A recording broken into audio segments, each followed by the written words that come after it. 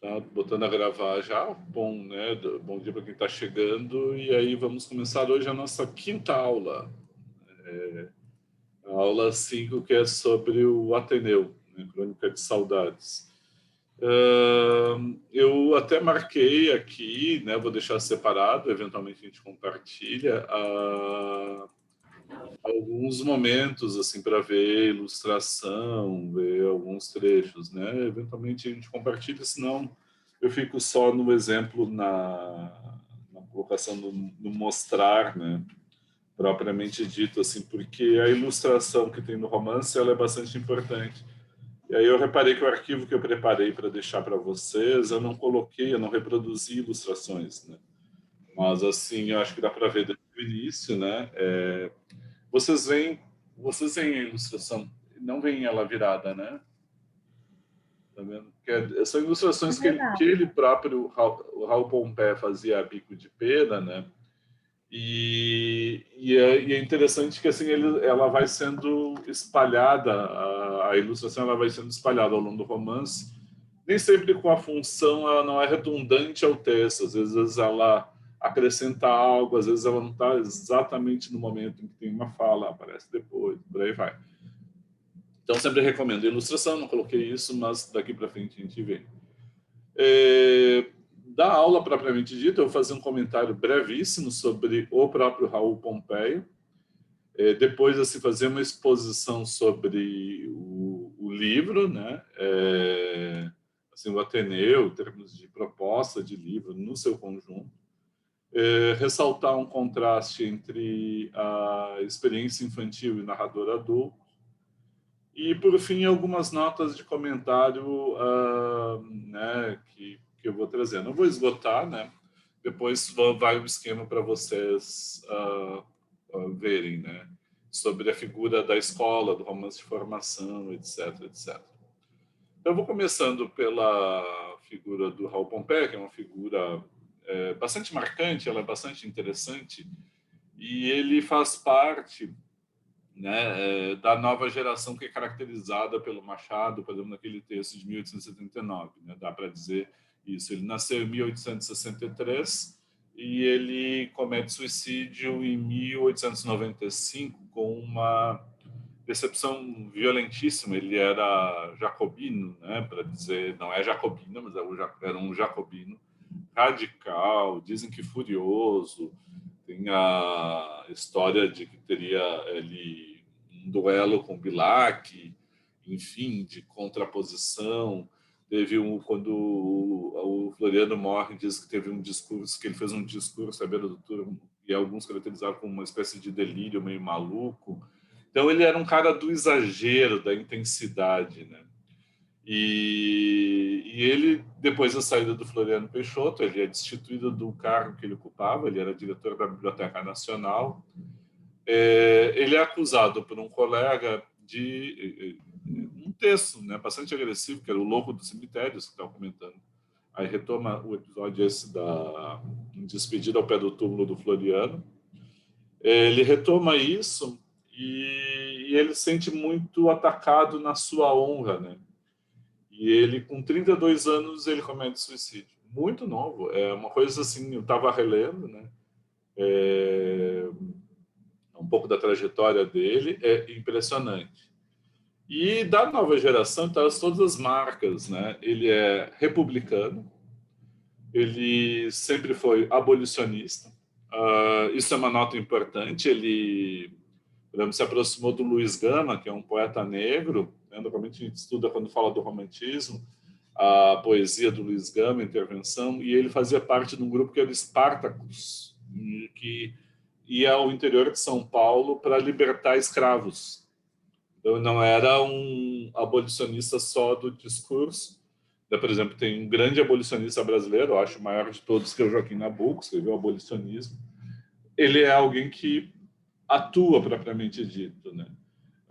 Tem uma ideia de que a literatura e tem uma ideia de engajamento forte. Ele é daqueles da defesa da ciência e é ateu, né? Se eu olhar, todas essas marcas elas atravessam o romance de modo muito discreto, mas eles estão ali. a questão republicana, o abolicionismo, o engajamento, a perspectiva científica, o ateísmo, né? Está todo atravessado no romance. E ele era ótimo caricaturista, né? Então, assim, tem um exemplo. Assim, eu vou dizer agora,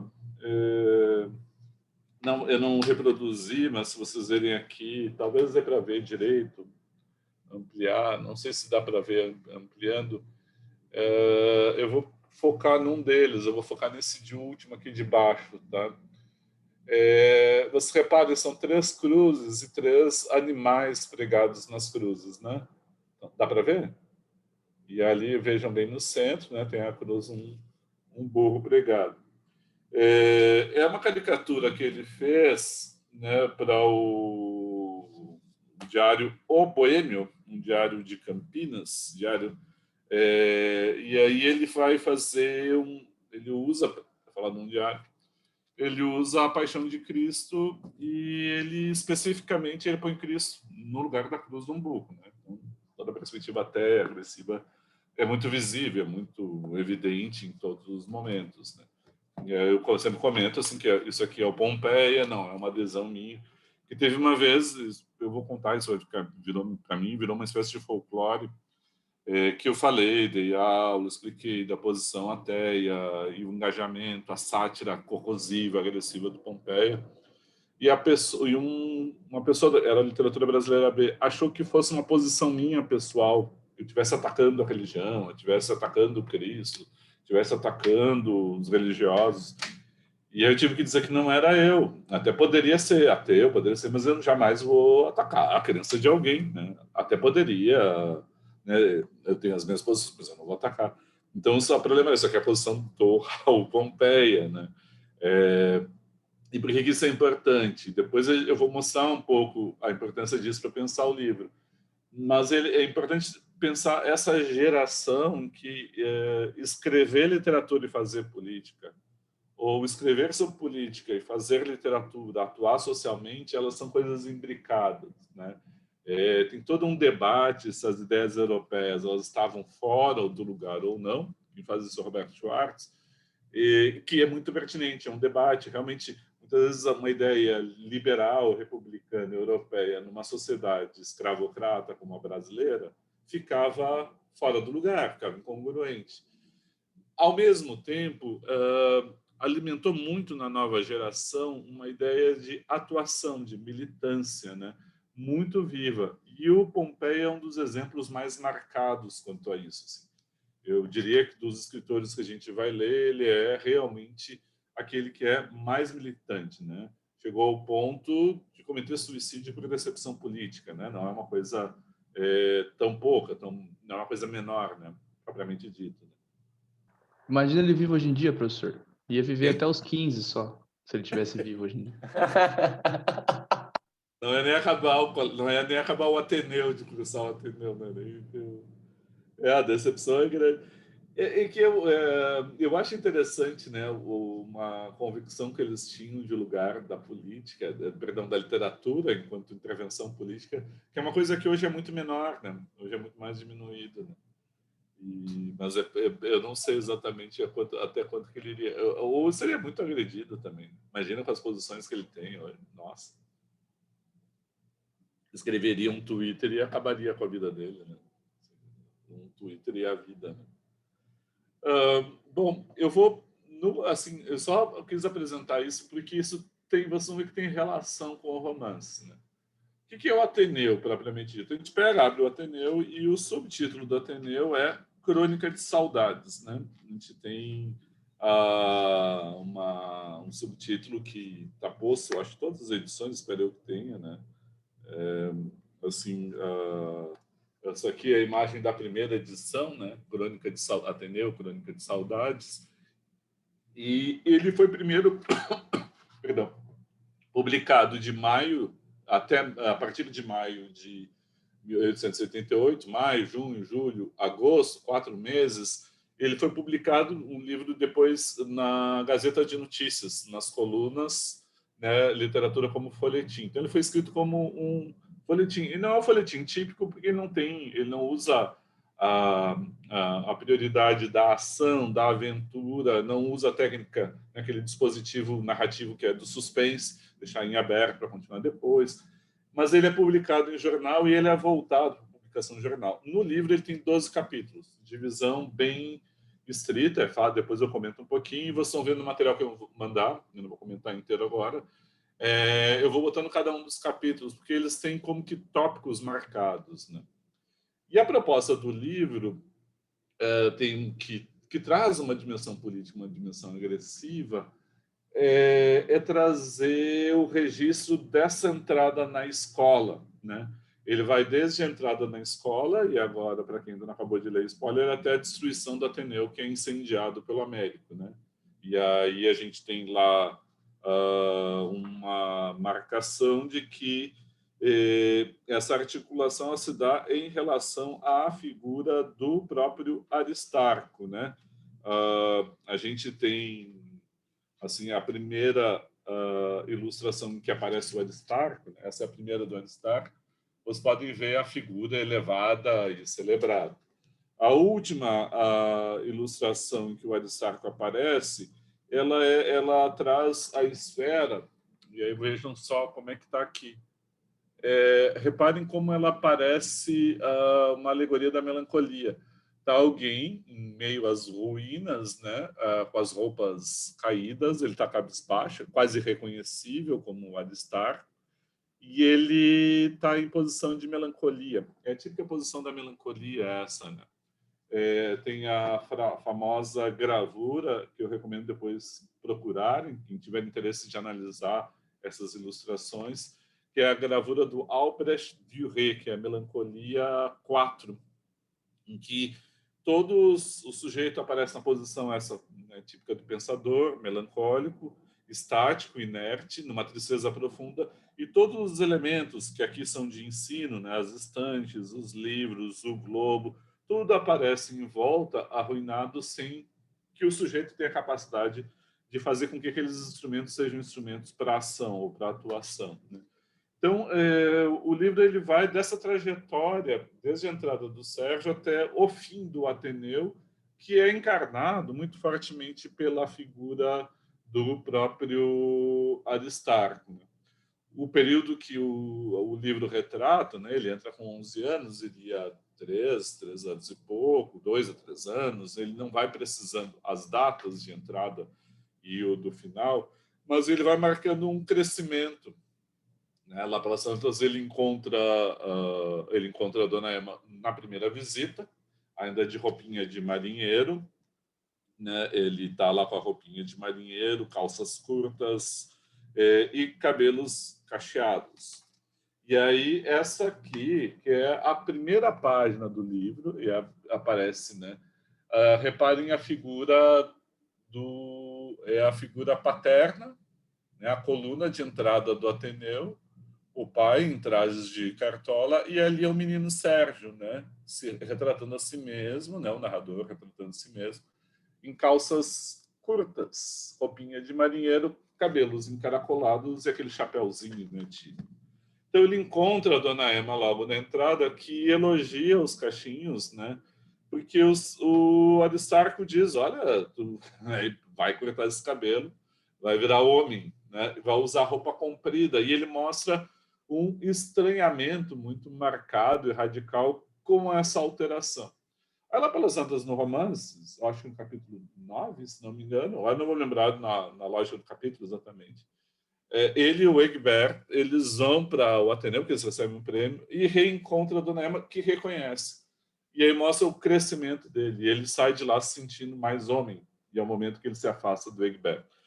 Então, tem uma ideia de passagem do tempo, né? Tem uma espécie de cronologia, né, que é dado. Mas mais do que a passagem do tempo, e é isso que mais me interessa aqui, mais do que a cronologia, que ele nem explicita, é a transformação, a mudança pela qual passa o Sérgio. Me parece que a grande proposta, né, do livro é como um romance de formação. Não sei se vocês já ouviram falar sobre o romance de formação, sobre a linhagem do romance de formação.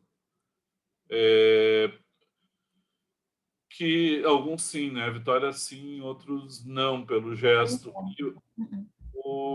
Porque assim, o que é importante? Assim, se vocês procurarem na rede, vocês vão achar, por exemplo, vários estudos sobre romances de formação, tem bons estudos.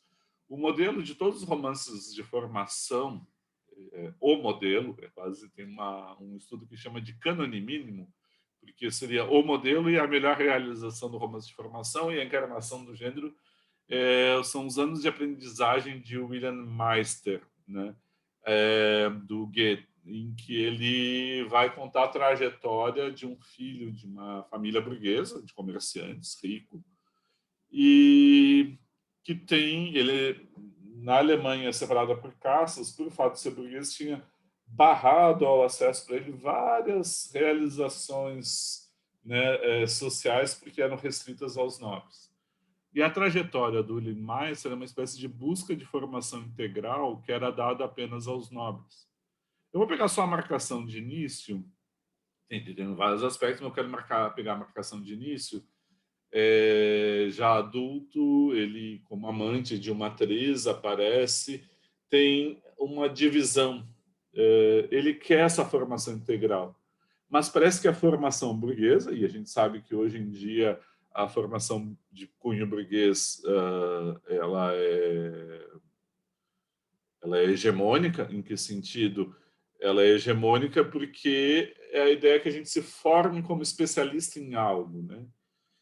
E aí a reclamação dele, o grande lamento dele, é que pela tradição familiar ele teria que ser formado para cuidar dos negócios da família, para se envolver junto com os irmãos com o negócio da família. Então ele teria que lidar com a dimensão comercial. E parece que a formação não aconteceria. Haveria uma educação estreita, de fora para dentro, para que ele exercesse um ofício. E ele diz, isso não é educação. A ideia de educação e de formação é algo que não vem de fora para dentro, mas é de dentro para fora, em que cada um vai desenvolver as suas aptidões para realizar aquilo que está vocacionado. Cada um tem uma vocação, e essa vocação, ela tem a educação plena, verdadeira, não é a educação bancária, naturalmente, e não é a coisa externa. Ela é uma educação que propiciasse que as pessoas aprendessem para desenvolver a sua vocação com seus próprios erros. É uma pedagogia pelo erro. Eu aprendo pelo errando. Se eu errar, eu vou aprender e vou me desenvolver, vou tentar achar a solução, porque eu preciso achar a solução, porque aquilo faz parte do meu desejo de realização. Eu não vou corrigir o meu erro para agradar o outro, ou para conseguir uma nota, um conceito, ou para preencher uma exigência externa, mas para preencher uma necessidade interior. Repare que é muito diferente, né? Uma exigência que vem de fora para dentro, que coloca as bases do ensino, e uma necessidade que vem do interior do sujeito. Esse confronto faz com que é muito emblemático, né, que o William Meister buscasse no teatro, e ele sai a peregrinar, tem as aventuras eróticas, tem todos os passos, né, para buscar a sua formação integral, na sua trajetória no teatro, escapando àquilo que seria a destinação dele como um homem do comércio. E aí tem toda a etapa de trajetória, e aí o outro aspecto que tem, que é a sociedade da corte, né? Que é pessoas que acompanharam a formação, a distância do William mais. Mas esse é um modelo de romance de formação, e aí tem vários tipos, né?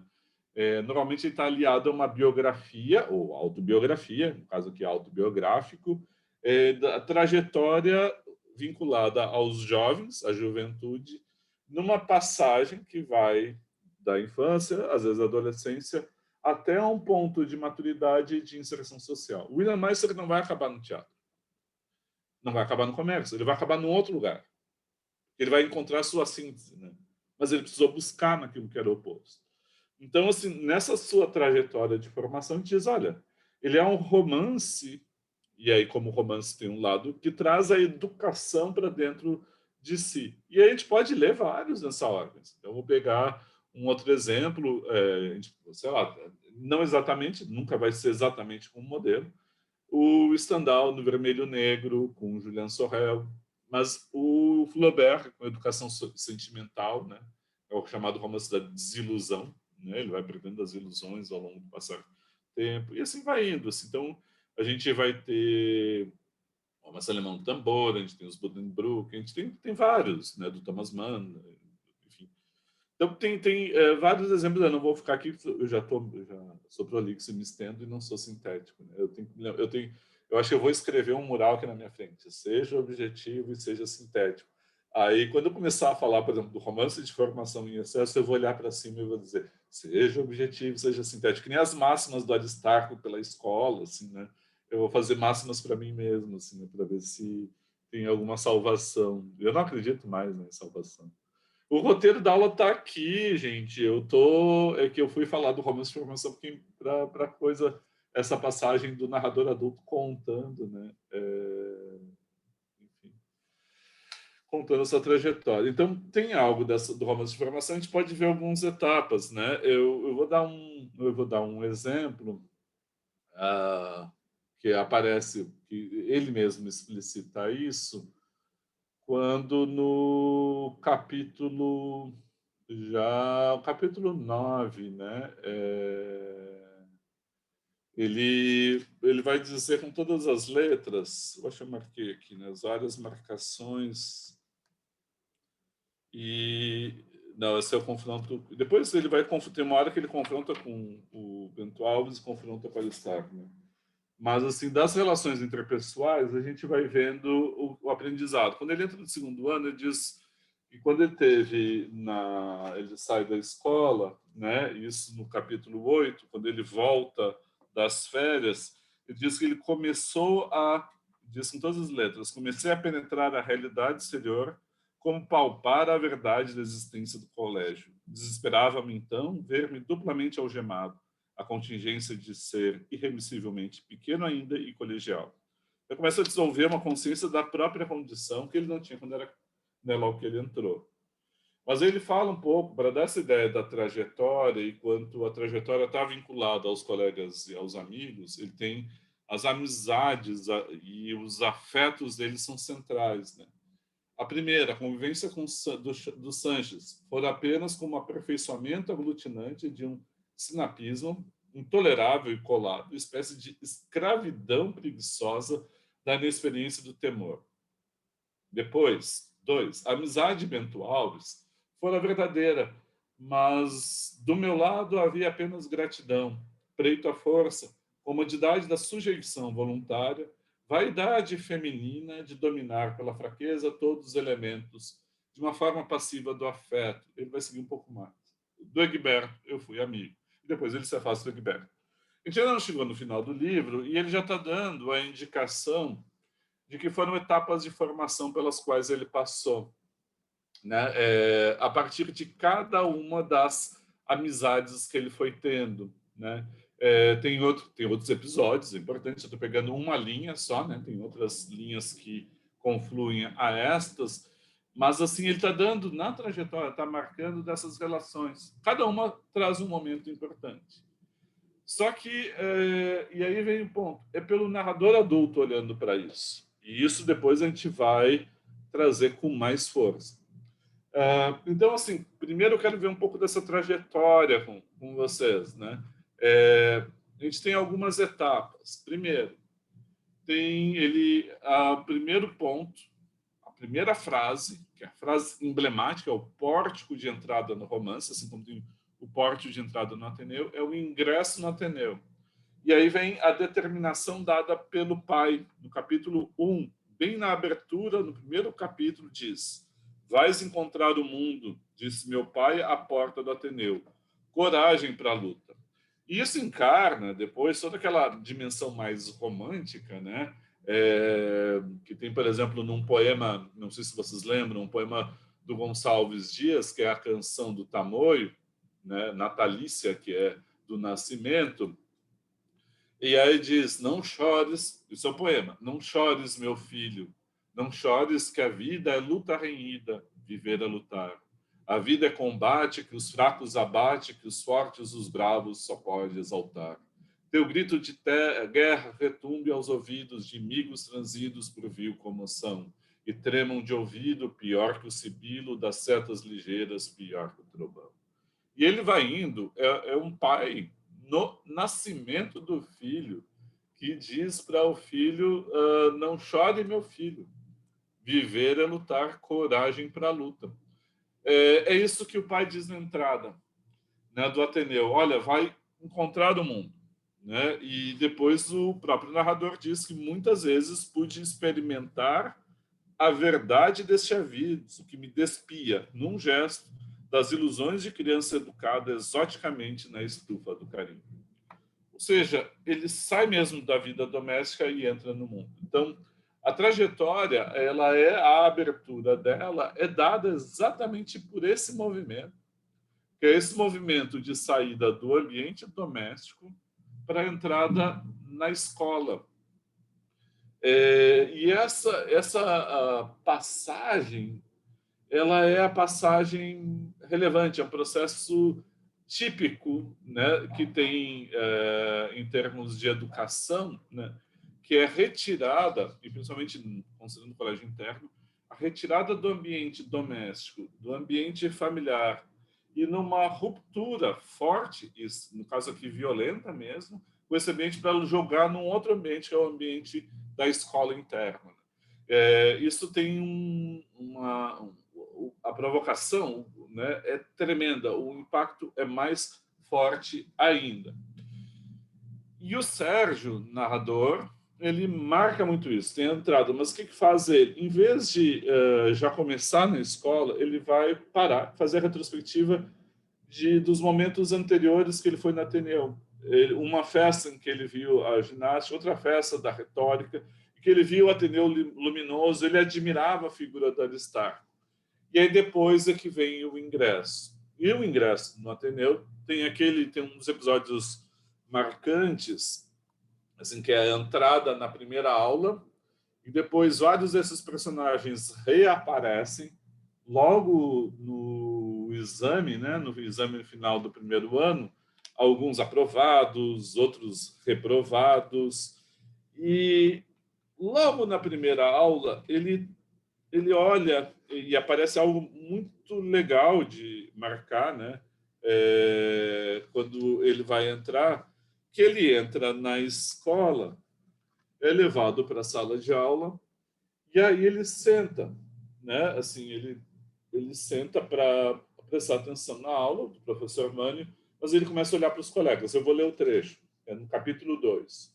Os companheiros de classe eram cerca de 20, uma variedade de tipos que me divertiam. O Gualtério, miúdo, redondo nas costas, cabelos revoltos, motilidade bruscas e caretas de cínio, palhaço dos outros, como dizia o professor. O Nascimento, o Picanca, alongado por um modelo geral de pelicano, nariz esbelto e curvo, longo como uma foice. O Álvares, moreno, sem carregado, cabeleira espessa, em tonça de vate de taverna, violento e estúpido. Que Mânlio atormentava designando para o mistério das plataformas de bonde. E segue o Almedinha, claro, translúcido rosto de menina. O Maurílio, nervoso e insofrido. Maurílio, trêmulo, sacudindo o dedo esperto para falar. O Negrão, de ventas acesas, lábios inquietos. O Batista Carlos, né? E assim vai indo. O Cruz, o Sanches, o resto. O Macambadinho, indistinto, adormentados nos últimos bancos, confundidos na sombra preguiçosa do fundo da sala. Fui também recomendado ao Sanches. Era o primeiro dia de aula, e ele disse: entretinha-me a espiar, né, os colegas, que já apareceu na caricatura que ele fez, quando ele ouviu o nome. E aí o que aconteceu? Ele desmaiou. Ele vai para frente, e aí olha o troca de olhar, de pé, vexadíssimo, senti abrumar-me a vista numa fumaça de vertigem. Adivinhei sobre mim o olhar visguento do Sanches, o olhar odioso e timorato do Cruz, os óculos azuis do Rabelo, o nariz do Nascimento virando devagar como um leme. Esperei a seta do Carlos, o quinal do Maurílio. Ou seja, quando ele olha os outros, isso é genial, porque a cena é muito legal de ver em termos de processo de socialização. Quando eu olho o outro e critico o outro é um problema, é um defeito, de ver, faz sátira. Olha o nariz do outro, o outro parece ter um bico, parece uma foice, um tucano, que seja. E aquele lá, olha o tipo de jeito que ele é um estúpido, é uma besta. E assim vai indo. Aquele ali é um baita palhaço, só faz os outros rir, é palhaço até do professor, que nem o professor disse. Ele vai acabando com um por um. Só que isso é ele olhando para os outros. Quando ele vai para frente, fica na frente, ele passa a ser olhado pelos outros. E aí, quando ele é olhado pelos outros, ele imagina estar sofrendo como objeto do olhar dos outros o mesmo que ele sofreu. Então, tem algo muito forte nessa inversão do olhar que ele não suporta, ele desmaia, ele desfalece, ele perde os sentidos. E com isso, todas as ilusões vão por água abaixo. Então, assim, desde a entrada da decepção, e aí vem o Sanches, que se aproxima dele e protege, vem a raiva do Sanches querendo, que provavelmente o Sanches puxou ele na piscina para depois salvá-lo, para superar. Aí depois tem a ruptura com o Sanches. Depois ele vai cair numa péssimo aluno, perdendo as notas, vai cair numa religiosidade com a Santa Rosália, que ele diz, muito próximo do Franco, até o limite extremo que o Franco, fazer o parênteses, o Franco é aquele personagem, né, o bode expiatório de toda a escola, o pai, um pobre desembargador do interior com os filhos, com as mensalidades atrasadas, era a vítima castigada, no meio do recreio, ajoelhado, né, com todos na volta, passando por ele, sempre castigado, sempre agredido, né? E o Sérgio, ele cai ao máximo. Depois vem a figura do Bento Alves, quando ele entra no Grêmio ao Protetor, ao Saber. Depois vem a relação realmente de amizade com o Egberto. E ele vai buscar o isolamento, ele entra no grupo dos maiores até chegar ao final da distribuição. Estou priorizando, e eu vou insistir nisso, o fio da relação com os colegas. Agora, tem um outro lado, o que é bastante curioso, que é pensar que existe a formação propriamente da escola. Eu estou, por enquanto, priorizando só essa trajetória. E na formação da escola, como um espaço, existe um confronto. Existem duas esferas de poder. Uma esfera que é essa dos alunos, que não é oficial, que são das relações construídas entre os alunos. E tem uma outra esfera que é a esfera da relação, né, dos alunos com os professores, que é a relação oficial, das notas, dos conceitos, dos castigos, da autoridade. E a principal formação dele não é uma ou não é a outra, mas é do confronto entre as duas esferas, é o confronto entre as duas ordens. Tem tem uma citação do Adorno que diz assim, sobre o processo de educação, o fracasso: é testemunhado pela dupla hierarquia observável dentro da escola. Oficial, segundo a capacidade intelectual, rendimento e notas, e outra, latente, não oficial, na qual tem papel a força física, ser um homem, e até certas disposições mentais de caráter prático não honradas pela hierarquia oficial. Então, tem esse confronto entre as duas hierarquias, entre as duas ordens, que é crucial dentro do Ateneu. Por quê? Parece que muito do aprendizado do Sérgio não vem através dos professores, mas vem através da relação com os colegas. Seja de estudos, seja de leitura, né? Seja de um aprendizado acadêmico ou dos conhecimentos escolares. E do outro lado tem aquilo que os professores ensinam, cobram e até, no caso, o Aristarco vai premiar sempre na refeição matinal, fazendo uma espécie de relatório do dia anterior e punindo quem transgrediu ou teve nota ruim, etc, etc. Então, assim, são duas ordens que se confrontam aqui e o romance ele recupera essa trajetória. Pois bem, esse, digamos, é o princípio. Agora, e o narrador? O que a gente pode dizer que esse narrador ele não é exatamente um narrador machadiano, que ele é aparentemente mais sério, ele é mais desderramado, ele é mais prolixo, mas ele é um narrador não confiável. Ele é um narrador que ele está marcado pela ironia. Ele tem algo de uma ironia, às vezes até meio trágica, depois eu vou apontar um pouquinho. Mas é um narrador adulto que olha para si e vai marcando, e ele não desvia o olhar, ele olha para toda a sua trajetória, e ele olha de modo corrosivo. O exemplo mais evidente, escrachado, é o do Aristarco. Ele vai olhar para o Aristarco e vai corroer a figura do Aristarco, ele vai destruir aquela aura. Ele gradualmente ele vai destruindo. Ele vai chamar, e o narrador adulto, desde o início, ele vai marcando a destruição do Aristarco. Ele vai chamar o Aristarco de homem sanduíche da educação nacional.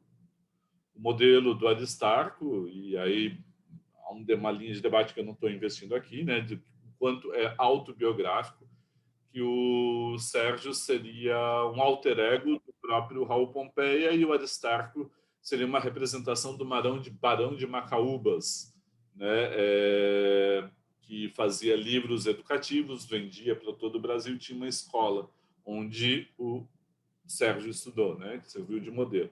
Mas vai além disso, né? Então, assim, em termos de marcação, isso é a principal destruição dele, né? Então, assim, ele vai destruir, ele vai profanar e vai mostrar que o Aristarco está mais preocupado com a vaidade pessoal, de ver-se representado, admirado, até virar estátua, ele ganha uma estátua, um busto, do que propriamente com a educação. Ele está mais preocupado com o pagamento dos pais e vai cuidar para não perder alunos bem pagantes, do que propriamente com a educação. Então, existe mais uma fachada dada pelo Aristarco, com a sua moralidade, aquilo que ele coloca como educação oficial, é publicidade, né?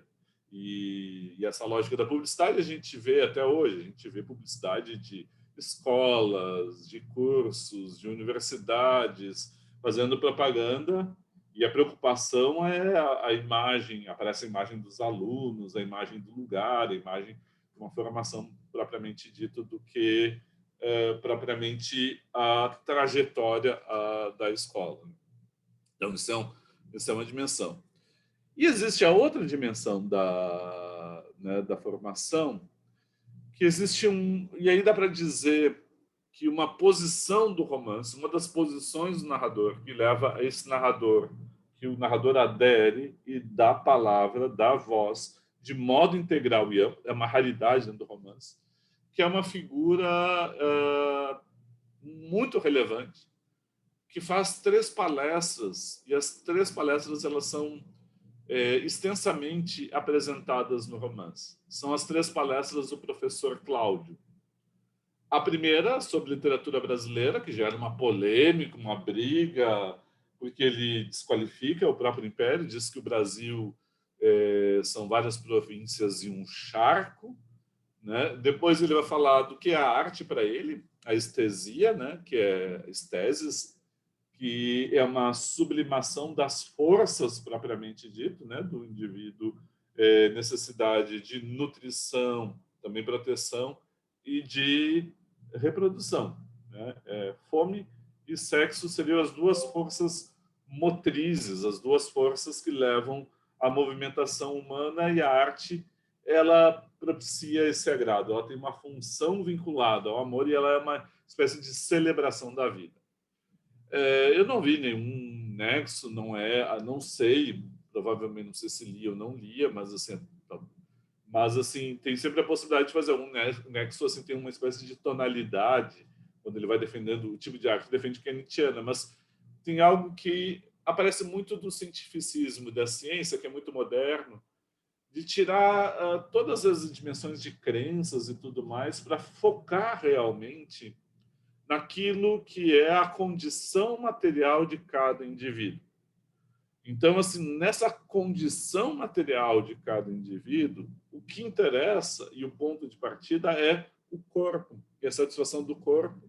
E no caso humano, as respostas mais complexas e mediadas que a gente vai dando para a realização de cada um.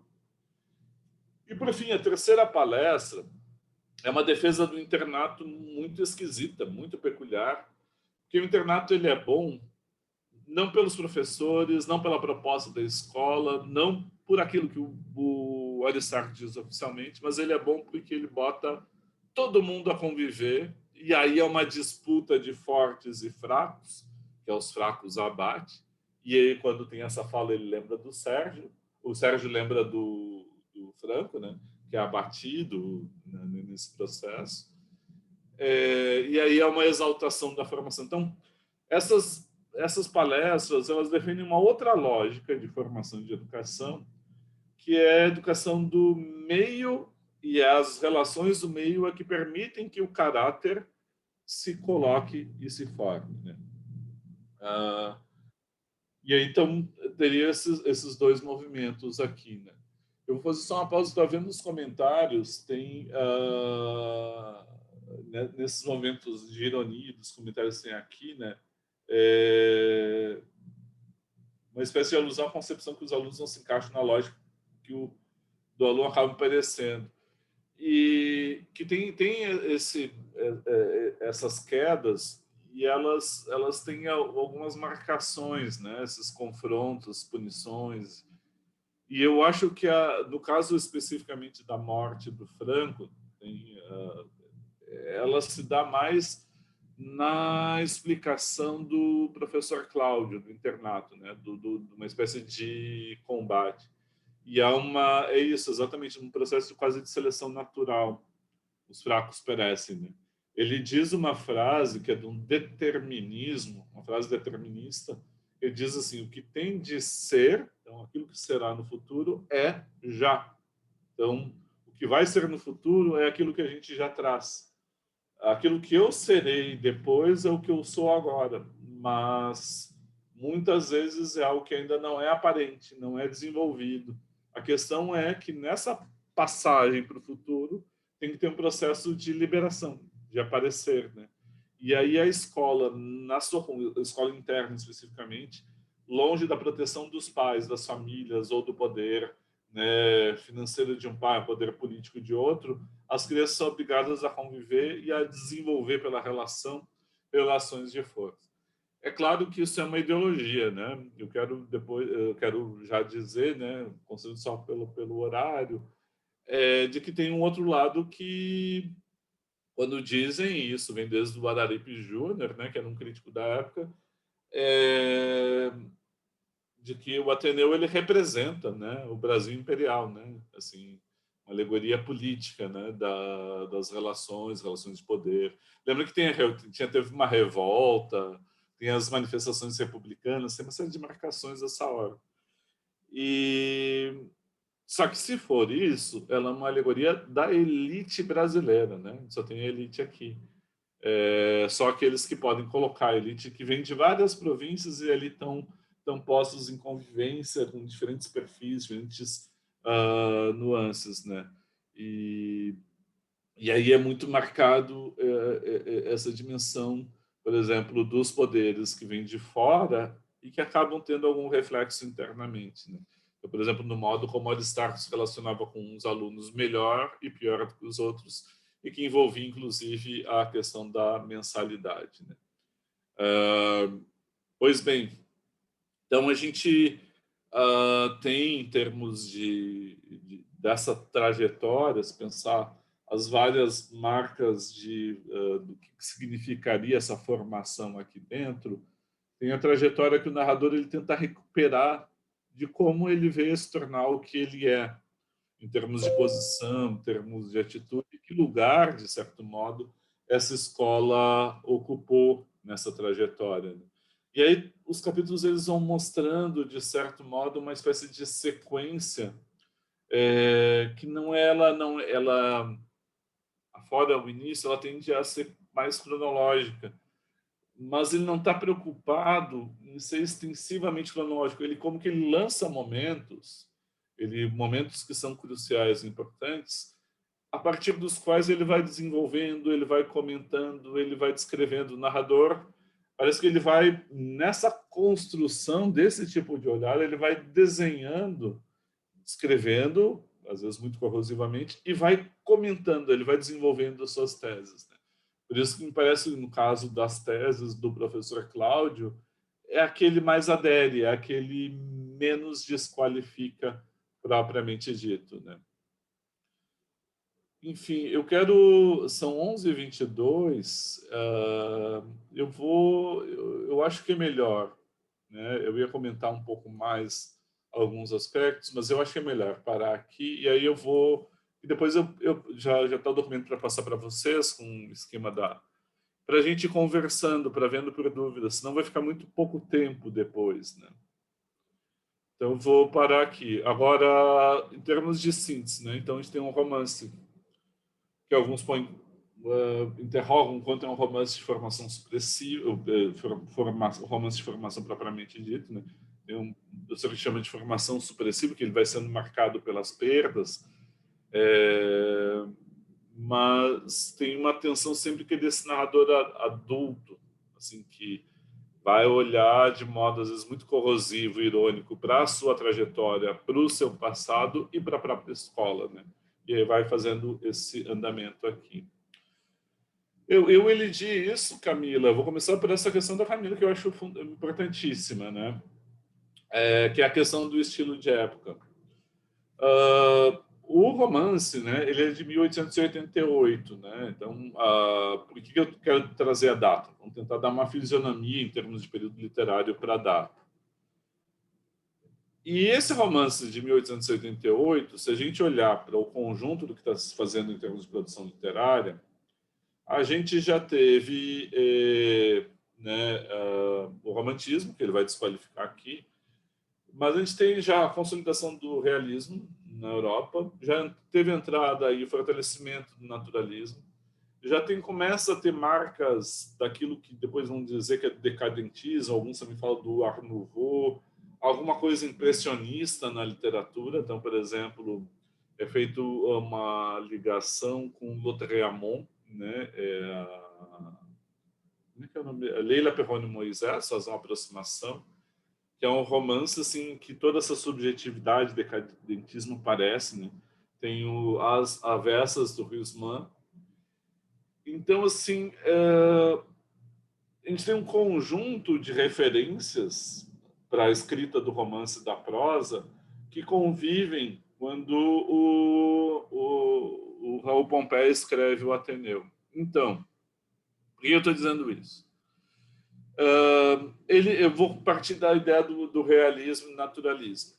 Quando a gente debate, a gente vai voltar a debater isso com mais intensidade quando falar do Aloysio Azevedo, mas a gente já pode indicar isso. Se não me engano, está no Moodle. Se não tiver no Moodle, vocês me cobrem para eu botar o PDF lá. Que é um texto do Lukács, deve estar na Fortuna Crítica, uma daquelas listas de bibliografia de texto. Procurem lá Georg Lukács, que é Narrar e Descrever. Ele dá uma boa referência para pensar a relação de naturalismo, realismo e a distinção dos dois.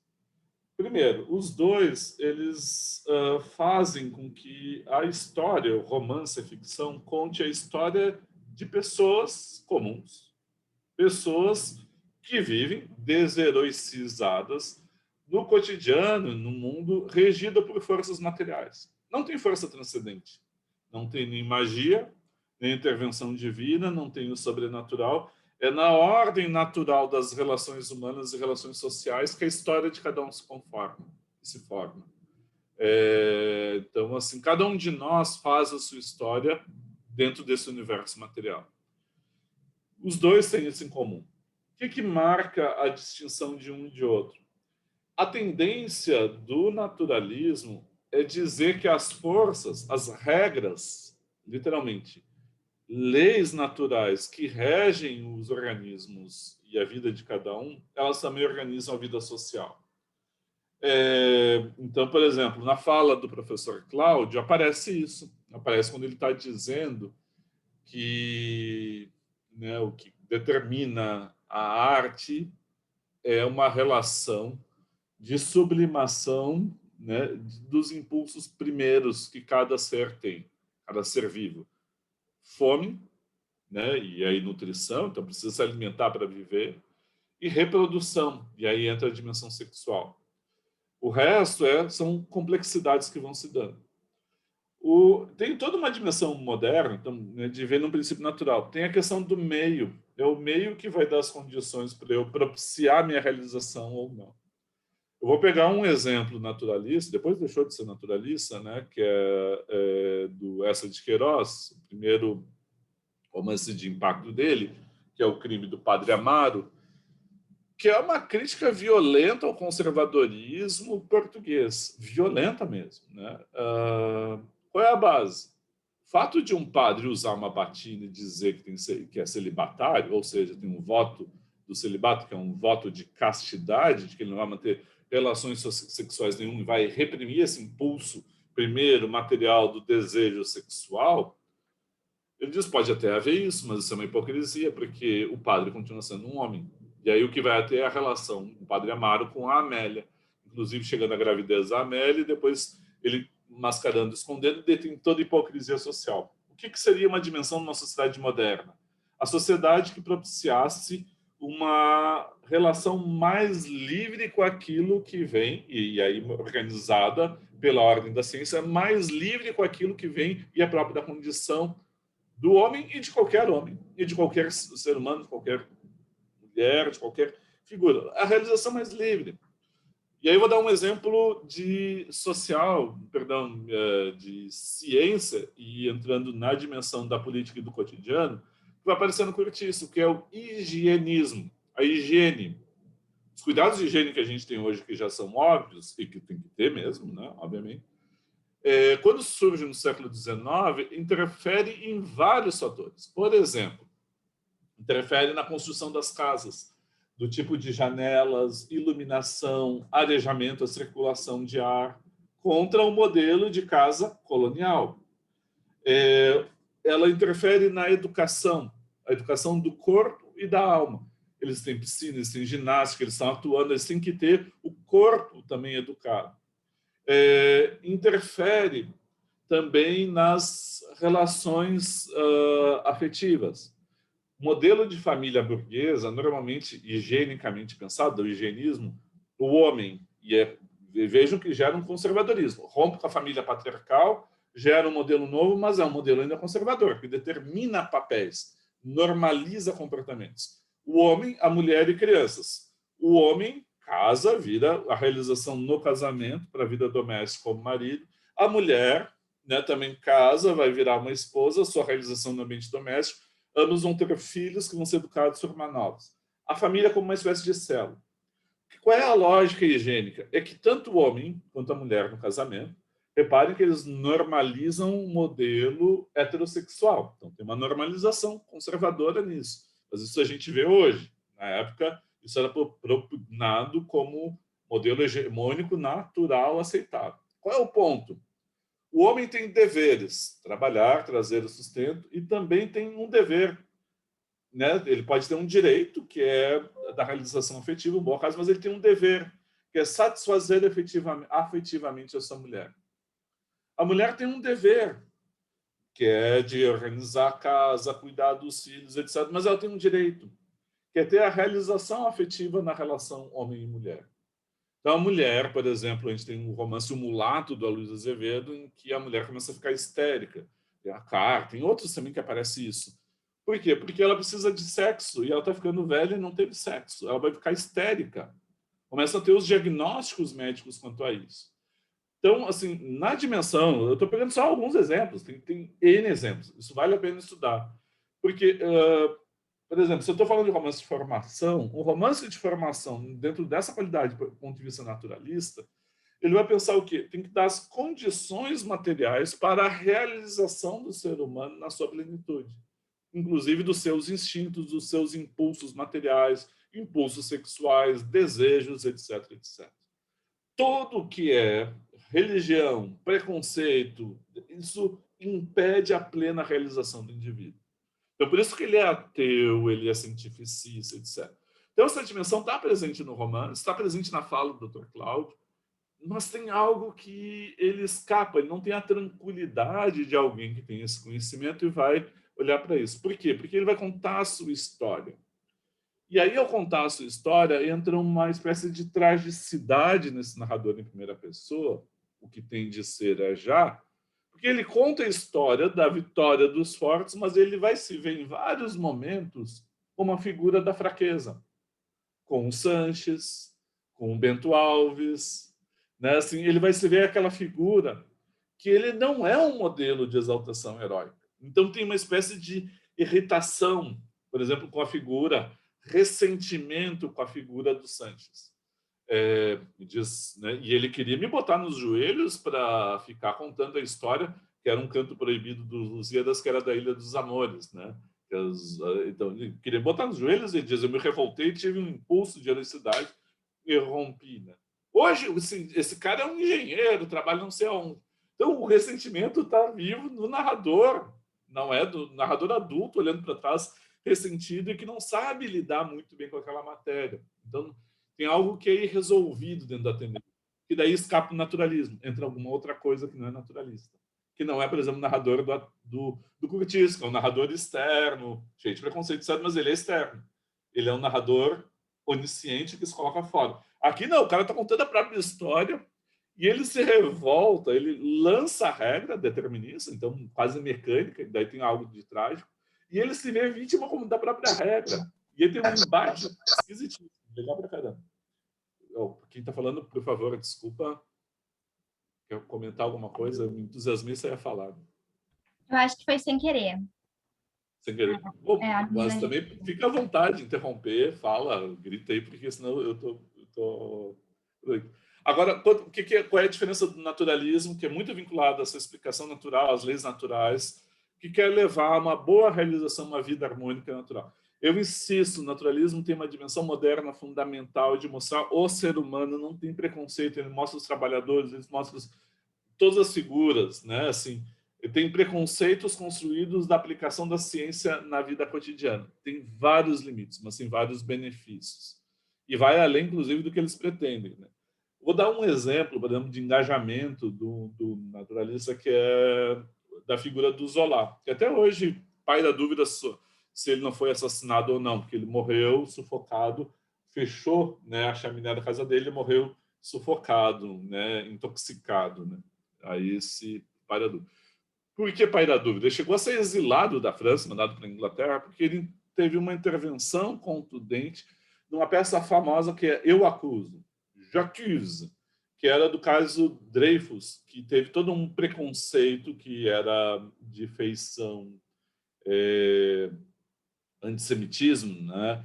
Num caso muito polêmico, que o Dreyfus foi acusado injustamente, e ele publicou uma página inteira. Eu acuso de intervenção intelectual. Foi traduzido no Brasil pelo Rui Barbosa, né? Tem uma presença forte do Rui Barbosa trazendo isso para cá. Mas é uma intervenção, então tem uma luta de modernizar. Enfim, está numa fase de alteração muito grande social, né? Poderia marcar historicamente, a gente está na segunda revolução industrial, onde aquilo que é desenvolvimento da ciência vai intervir no cotidiano, vai alterar a vida cotidiana das pessoas, né? A gente pode voltar a isso mais adiante, né? Quando a gente vê, por exemplo, o cinematógrafo no início do século XX do João do Rio. Mas voltando para cá, a questão do realismo. Qual é a diferença do realismo e do naturalismo? A grande diferença é que no realismo a gente sai das leis da ordem natural e se procura aquilo que é o movimento da história. Não há uma determinação natural. Uma das linhagens de leitura do realismo, essa do Georg Lukács que eu falei, que é a definição de que as relações de produção, como organiza-se o trabalho, a produção, né, vai desde os elementos necessários para a alimentação até a da proteção, circulação, todos os instrumentos, o trabalho, como ele é organizado socialmente, as relações de produção, quem produz, quem detém os meios de produção, como é que se organiza socialmente as classes sociais. Essas relações sociais é que definem o movimento e aí definem como as pessoas vão se desenvolver. Vou dar um exemplo para vocês dentro do Ateneu que aparece. O realismo talvez até seja a revelia, em alguns momentos, do próprio narrador. Quem é que faz a comida no Ateneu? Quem é que arruma as camas? Quem é que lava as roupas? Quando eles passeiam e tem um banquete no meio do Jardim Botânico, quem levou as mesas? Quem levou os alimentos? Quem organizou o banquete? Quem é que trabalha naquela jossa? A formação deles é aprender retórica, aprender ciência, língua, mas trabalho. Mudou muito, por exemplo, depois, assim, mesmo para a elite, havia algumas escolas, havia, por exemplo, aprender carpintaria e relacionar, por exemplo, geometria e carpintaria, aprender física e aprender eletricidade, mas aprende também a fazer aparelhos, a fazer coisas. Porque o fazer, ele é algo dos trabalhadores, é dos pobres, e a elite é aquele que vai ter a formação integral dos diversos conhecimentos. Tem vários exemplos dentro do livro disso, mas eles ficam muito dissimulados, né? Então, assim, quem é que organiza socialmente? Então, também tem a marca do realismo, essa marca seria que a sociedade ela se organiza a partir das suas próprias condições, sem uma lei natural que a determine. As leis da natureza elas têm um andamento, não são negadas, mas a sociedade ela não se organiza por essas leis naturais, mas por escolhas. Isso é um princípio. O outro princípio, né, que é o das condições sociais, então tem, por exemplo, condições que escapam à nossa vontade. Naquilo que eu havia comentado quando a gente falou do conto do Machado, da leitura do Alfredo Bós, da Máscara da Fenda, ele diz que tem forças que organizam a vontade do sujeito e que eu não tenho consciência, inconscientes. Isso pode ser do âmbito social, mas também pode ser do âmbito do inconsciente mesmo. Lembrar que o Freud é um ponto de chegada de toda uma filosofia do inconsciente que vem se desenvolvendo ao longo do século XIX. Ele é o ponto de chegada, mas ele está marcando alguma coisa importante, quer dizer, aquilo que, isso é o que eu quero, isso é o que eu determino, a minha consciência define. Só que muitas vezes, entre o que eu querer e a minha vontade, a realização tem um bloqueio que às vezes é da ordem inconsciente. Isso também o realismo vai trazer para dentro do ponto. A questão do impressionismo é a coisa mais esquisita possível, né? Esse debate é muito mal feito, eu vou dizer para vocês. Assim, do que eu li do debate do impressionismo no Brasil, é muito mal feito, porque o impressionismo realmente não chegou no Brasil, né? Então, por exemplo, o Émile Zola ele era amigo dos impressionistas, né? Na França, os pintores impressionistas. Vamos lembrar que o impressionismo tem algo que a gente pode usar a categoria do impressionismo para falar do Ateneu. Mas será que ele é impressionista no sentido de filiação a uma escola impressionista? Eu quero primeiro a categoria. A categoria ela é feita para as artes plásticas, ela é feita especificamente para a pintura, né? E qual é o ponto-chave? São as impressões, é a luz. A pintura, o impressionismo é a pintura da luz e é sair para a rua, ao ar livre, a mesma pintura da catedral, ou o impressionismo do Monet, né? Aquele dos nenúfares que vai se pintando, aquilo quase das coisas vai se dissolvendo, ou do Serrat, do pontilismo do Serrat, né? Não sei, quem não leu, viu o pontilismo do Serrat, assim, tem uma paisagem que é genial, porque ele vai são as cores como pontos mesmo que ele vai colocando. E se eu vou para longe da tela, eu vejo o conjunto, vejo a articulação do conjunto, mas eu vou aproximando, eu vou vendo aquelas cores, aquela tela, aquelas figuras se dissolvendo nas cores que ele usa para compor. Então, o impressionismo é trazer essas impressões do que vem e achar uma técnica de composição, né? Van Gogh já é uma dissolução, o disso, né? Se a gente pensa, enfim, né? Agora me fugiu, que é dos volumes intensos, quase geométricos.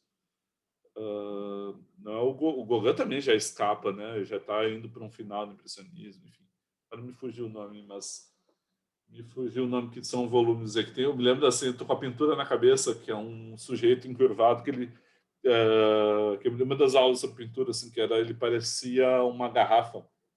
Então tem as formas geométricas, assim, uma espécie de adensamento das formas pintadas para a representação. E me fugiu o nome, que vergonha, gente. Como é que eu me esqueço o nome? Enfim. Mas assim, por que essa questão? Então, estou trazendo algo das artes plásticas para pensar um romance. Como é que eu faço isso? Então, o que eu estou trazendo para cá é como se fossem impressões que vêm de fora para compor a percepção do século. Eu não sei, não me parece que seja dessa ordem, assim, né? Até pela força subjetiva, por exemplo, a comparação com Lautréamont, é muito mais o sujeito expressando o modo como ele concebe as suas impressões subjetivas sobre o sentimento do que sensações ou percepções que ele queira registrar de fora para dentro. Então, por isso eu acho um debate espinhoso. Eu não sei o quanto é produtivo. Tem outro, por exemplo, que o pessoal, a Camila não chegou a trazer aqui também, é importante, que está no texto que está no Moodle, que é do José Paulo Paes, que é um dos raros que trata o lugar das ilustrações dentro do romance, que ele tenta caracterizar o Ateneu como um romance de expressão Art Nouveau, né? Assim, toda aquela coisa das volutas, a tentativa de trazer o clássico, mas ele vira numa espécie de excesso de volutas e de detalhes, de refinamento verbal. O discurso vai inchando de tal modo que o acontecimento, às vezes, ele se perde lá no fundo. Então, não é a impressão do acontecimento, provavelmente, que a gente tem, né? A gente tem uma espécie de construção inflacionada, né, do discurso verbal do narrador e das posições que comentários do narrador traz. Enfim, agora, essas categorias elas são importantes, elas não são irrelevantes, né? Realismo, naturalismo, impressionismo, Art Nouveau, decadentismo. Por quê? Porque se tenta ter uma preocupação de pensar o lugar desse romance no conjunto de produção e de debate literário, né? E aí eu acho que eu ficaria mais, acho mais com mais força e evidência pensar o naturalismo e o realismo dentro da literatura secular, né? E aí desse fim de século XIX, tanto no Brasil quanto fora do Brasil. Porque a gente já começa a ter, por exemplo, o narrador sob suspeita, a gente vai ter toda uma trajetória, por exemplo, do Henry James, né? Que é muito interessante do ponto de vista dele, assim, pelos olhos de Maisie, por exemplo, né? Que é toda uma história contada pelo ponto de vista da criança, da separação dos pais pelo ponto de vista da criança. É um outro olhar, né? Então, assim, a gente tem acho um dos contos mais geniais que eu conheço, que é o Desenho do Tapete, enfim. Aí a figura do narrador ela é central, né? E essa importância significa que entre tem uma variação de distância estética importante aí. Enfim, eu acabei me alongando, me entusiasmando na resposta, acho que acabou pesando um pouco. Né? Quero comentar alguma coisa?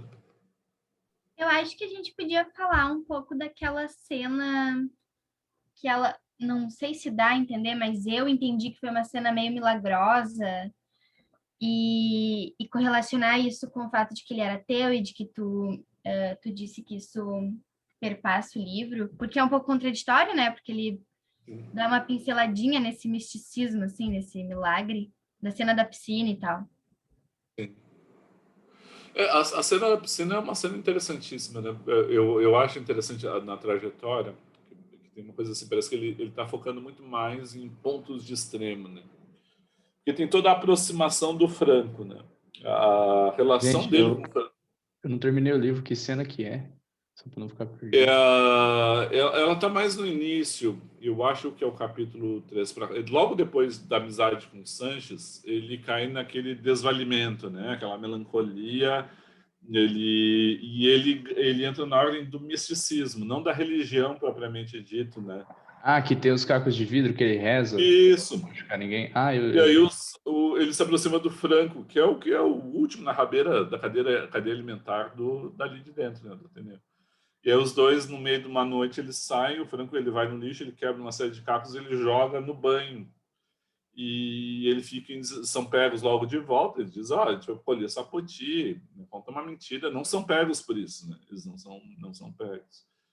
E aí ele não consegue dormir à noite, ele vai para a igreja, vai para a capela, se atira rezando, mas ele não sabe as orações, né? Então, realmente, eu fazer uma distinção assim do misticismo, normalmente ele é a necessidade da transcendência propriamente dito, mas não é de uma religião. Ele quebra o sistema, né, religioso. Ele não obedece ao sistema religioso. Normalmente os místicos na Idade Média normalmente eram hereges ou criavam comunidades heréticas, né? Porque a necessidade de bom, enfim, a origem daquela coisa da origem da religião, que é o nascimento e a morte, ninguém sabe de onde veio nem para onde vai, né? Então, assim, da necessidade de dar respostas a isso vem a explicação. Se cria um duplo para o corpo, que é a alma. A gente diz que a gente tem um corpo e uma alma, e a gente acredita que essa alma ela continua a viver depois da morte, né? Então isso vira uma crença e por aí vai, né? E aí tem gente que põe isso como crença mesmo, tem fé, diz que não é mito, isso é religião, etc. O místico ele tem essa necessidade da transcendência, do absoluto, mas ele não segue nenhuma regra de religião, né? É bem interessante. E no caso dele, ele tem até a questão da prima, aquele que te deu a santinha, da Santa Rosália, ele se aproximou dela, ela veio a morrer. E é nesse momento de desespero, de solidão, em que ele perdeu aquilo que ele acreditava da infância, o ideal cavalheiresco que ele viria dominar, ele que seria um atleta daquelas exposições do Ateneu, ele perdeu tudo. E na solidão ele buscou isso da ordem do misticismo, né? De fato, ele dá essa pincelada, porque depois daquilo ele se transforma, né? Ele acaba transformado, né? Então ele tem uma pincelada. Agora, ele tem esses pontos que eu acho que são pontos interessantes, que são os pontos de núcleo de contradição. Em que sentido? São núcleos em que ele alimenta uma explicação naturalista para a necessidade mística dele, do abandono, do isolamento, da falta de explicação, e, ao mesmo tempo, ele apresenta isso. Eu acho que esse é um romance forte, que ele permanece como um romance importante, muito mais por essas posições contraditórias, como esse caso aí que está trazendo, né, do caso dos cacos de vidro. A Camila trouxe um dos trechos do impressionismo, né? E eu acho que vale a pena a gente ler, né? Assim, em termos de colocação, né? Eu vou só aqui. Não, eu ia compartilhar, mas não precisa compartilhar, né? Porque todo mundo vê aqui, né? O trecho. Eu não sei se eu boto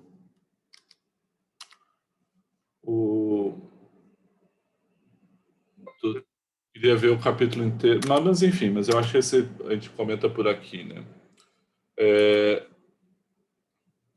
Deixa eu ver aqui. Isso aqui no capítulo 4. Tá. Eu vou ler aqui, né? Eu ia estar procurando o trecho no livro aqui, mas eu não vou achar agora, né? O sol vinha também à capela e colava de fora a fronte as vidraças, brando ainda do despertar recente, fresco do toalete da aurora, com medo de entrar, corado de vergonha de não rezar, pobre astro ateu.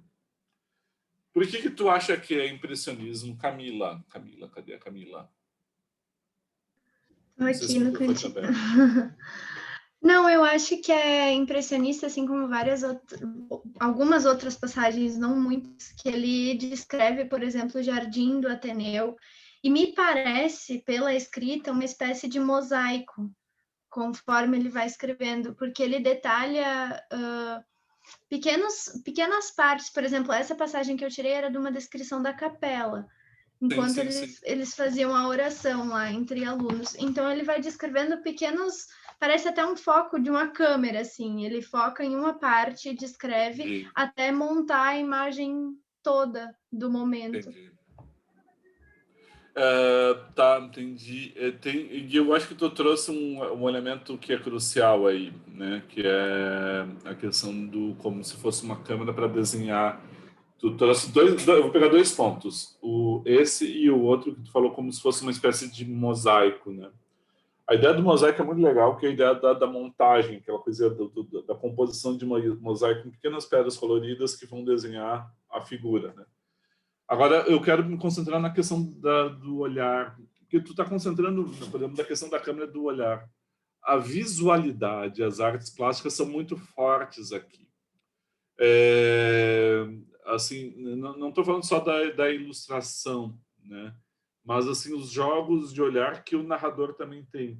Então, Então, assim, as ilustrações são um exemplo disso, quer dizer, ele nos dá a ver o personagem, as várias personagens, alguns objetos, pela palavra, mas ele também dá a ver esses objetos pelo desenho a bico de pena. Ok, como é que ele dá a ver esses objetos pela palavra? Então, assim, nesse jogo de olhar que ele tem. E aí, tem alguns pontos que ele vai tentar, digamos, agora eu vou usar a expressão, trazer das artes plásticas para cá, usar uma expressão, ele tenta pintar, né, uma circunstância, uma cena, um objeto com as palavras. E aí tem uma linguagem poética. Eu queria ressaltar aqui, daí assim, para chegar agora ao ponto, que é o processo de adjetivação dele, o processo de construção metafórica que ele vai fazendo, né? Que vai...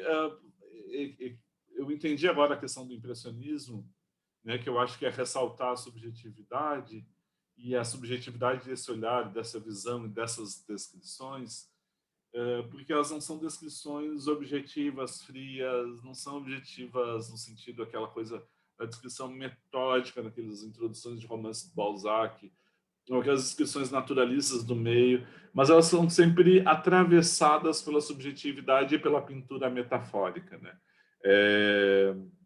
Né, o sol, a capela colava franjas de vidraça, e vem, medo de entrar, corado de vergonha de não rezar, pobre astro ateu.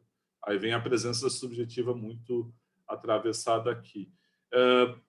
E aí é só fazer uma curiosidade, né? Quando a gente lê, por exemplo, sobre o romance naturalista do Zola, defende a descrição objetiva científica, ele fala do romance experimental, né? A gente cria um meio para o personagem, etc. Todo o tipo de experimental no sentido naturalista da experiência como uma experiência científica trazida para a literatura. Só que, assim, quando se lê o Zola, e se vê as críticas do Zola, quando se lê aqui, no caso brasileiro, Luiz Azevedo, o próprio Adolfo Caminha, e aqui especificamente o Pompeia, por mais que se fale de aspectos naturalistas, quando chega na hora da descrição, sempre se cai nesse tipo de imagem que quase transmuta, né, da representação da realidade para uma alegoria, né? Interessante. Mas entendi, Camila, agora entendi. Entendi a relação do impressionismo.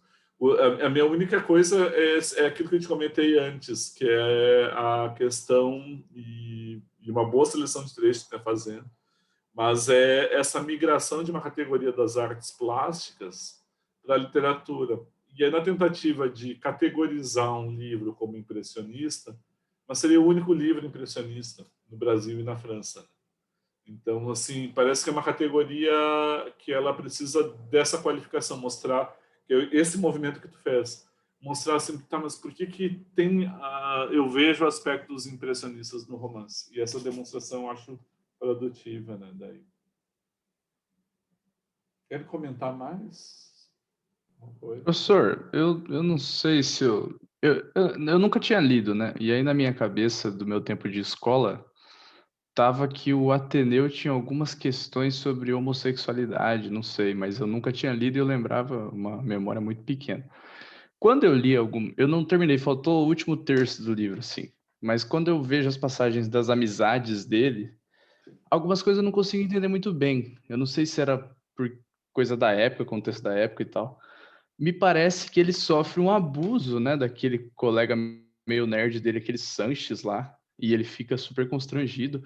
E o outro, Bento Alves, mandava flores para ele, e eu fiquei tipo, cara, parece que tem um contexto naquela escola ali, né, por ser uma escola só de meninos, de adolescentes e tal. E os mais velhos com os mais novos tem uma questão de abuso ali, não tem? Que parece que penetra o livro todo. Assim. Tem um dos pontos que aparece, por exemplo, tem um momento, eu acho que talvez seja depois do lugar que está, que é na volta do passeio do Jardim Botânico, que o Aristarco encontrou uma carta assinada da senhora Cândida, daí eles denunciam. E aí tem um momento em que o narrador disse todo o refeitório ficou em pânico, porque todos estavam envolvidos. Todos teriam alguma coisa a envolver. E logo depois desse episódio é que o Bento Alves briga com o Sérgio, não diz, não sei, não sabia por quê, mas provavelmente é porque já estava iniciando amizade com o Egberto, né? Daí tem uma relação de ciúmes, enfim. Essas relações, por exemplo, a expressão hoje de abuso, seria interessante pensar, né? Agora tu falou a palavra abuso, pensar do Sanches em relação, ele é uma relação de abuso, muita, é muito flagrante, né? Assim, a relação ali. E essas relações entre os rapazes todos do colégio interno, elas traziam essa dimensão daquilo que eu peguei mais pelo Adorno, né, das relações de poder interno paralelo ao poder oficial. E tinha todo um discurso de moralidade, de educação e informação que estavam nas frases, né, colocadas nas paredes, estava no discurso do Aristarco, estava na fala oficial, que é uma realidade e que ela fica na superfície, porque ela não lida com aquilo que os alunos vivem entre si. E aí vivem as relações de afeto. E essas relações dos afetos, e esse é um dos pontos importantes, quer dizer, no romance de formação tem sempre as etapas da formação, inclusive, do desejo. E aí tem as relações eróticas. No caso, as relações eróticas aqui são entre os rapazes. Ele não, fora o episódio do Sanches colocando ele sobre o seu colo, querendo colocar sobre o seu colo para leitura, enfim, ele não vai falar das relações físicas, mas ele vai mostrar que são relações afetivas. E aí, inclusive, dos embates que tem entre isso, mesmo que ele não explicite. Por exemplo, em relação ao Bento Alves, o Bento Alves briga com o Malheiros, porque o Bento Alves pergunta quando é que vai ser o casamento dos dois, né? Bento e Sérgio. Né? O Sérgio, quando o Bento ele é preso, ele fica parado, e aí, inclusive, tem o desenho, né, que aparece na abertura do capítulo 7, tem o desenho a bico de pena do próprio Pompeia, que é ele quando ele descreve, aparece essa figura aqui, que ele vai descrever como sendo essa aqui, né? Ele diz que o Bento estava preso, ele ficava como uma romanceira, ficava à janela admirando. Então ele está na posição feminina e ele fala dessa condição feminina quando ele faz aquela síntese, quando volta né, quando encontra o Egberto, né?